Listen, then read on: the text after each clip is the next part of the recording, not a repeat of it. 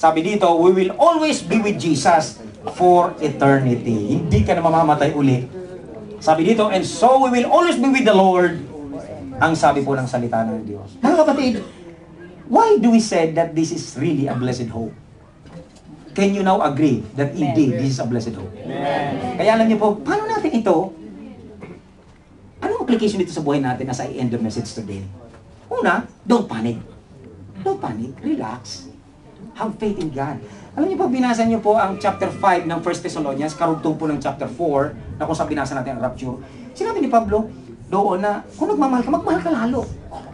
Kaya ito yung panahon, mga kapatid, na sa paghahanda. Alam niyo po ba kung bakit natin nasasabing, kailangan na tayo maghanda? Sabihin mo sa katabi, maghanda ka na talaga, kapatid.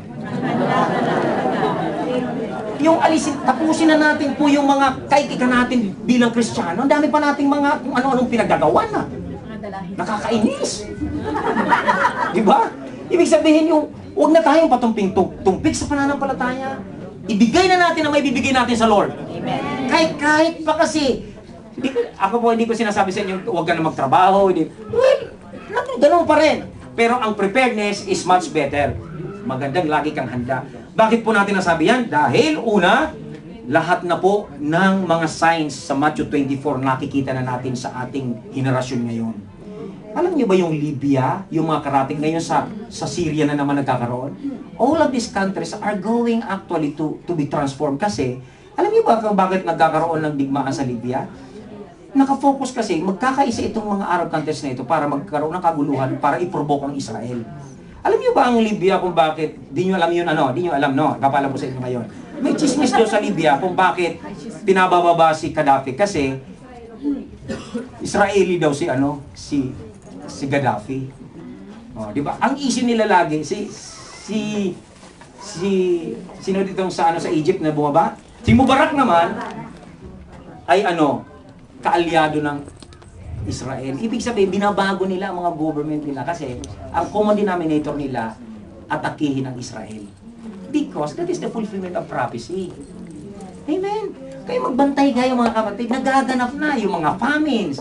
Di ba kahit nga Japan, mukhang nagpa-famine na rin kasi wala na mabili, sabi ng mga nagpa-panic. Di ba? I tell you, those are signs that Jesus foretold in Matthew 24. And alam niyo po ba ang isa pang sinabi ng Panginoon regarding sa kanyang pagbabalik? Sabi po dito sa 1 Thessalonians, for you yourselves are fully aware that the day of the Lord will come like a thief in the night. Ang ibig sabihin nito, ang pagbabalik daw ng Panginoon ay katulad daw sa isang magnanakaw sa gabi. Ang magnanakaw, ibig sabihin, kung ang magnanakaw ba pupunta sa iyo, sasabihin sa iyo, oy, Mila, pupunta ko ngayong gabi para nakawang ka. Hindi naman sasabihin na magnanakaw. Darating siya na di mo alam, kaya nga makakanakaw siya. In other words, wala talaga tayong kakayahang malaman kung kailan. Pero anong dapat gawin sa paghahanda? Handa ka kahit anong oras dumating. Maaring pag nagkalindol talaga ng malakas, ito na pala yung rapture na hudyat. O maaring pag naguhuna itong Libya at magkaroon na ng kaguluhan dyan. At ang sabi nga ng isang Bible prophecy, ang orasan daw po ng pagbabalik ni Jesus ay ang Israel. Ang Israel. Alam niyo ba ang tribulation? Judgment niya sa Israel, sa katigasan nila. Hindi naman niya sa Gentiles. Hello? Kaya nga nakafocus. Di ba napansin niyo pag may mga gera, Israel lagi ang focus. Gusto patay mo. Di ba Second World War pa lang? 6 million Jews ang pinatay. Laging Israel ang gustong atakihin. Kasi diyan po nakasentro ang kasaysayan ng mundo. Amen ba? Amen. Kaya nga sa araw nito mga kapatid, how can we be prepared? Sabihin ko po sa inyo, gawin po natin ang pinaka-dapat gawin bilang mananampalataya.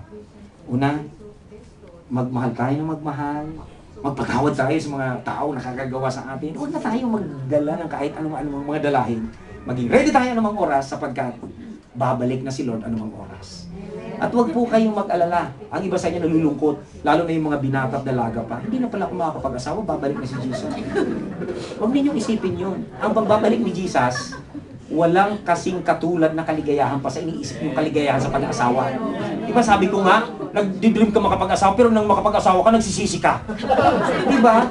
Pero ang totoo, ang kaligayahang dadulot ng pagbabalik ni Jesus, kaligayahang hindi kayang ikumpara. Sabi ni Pablo, no ears has heard, no eyes has seen what the Lord has prepared to those who love Him.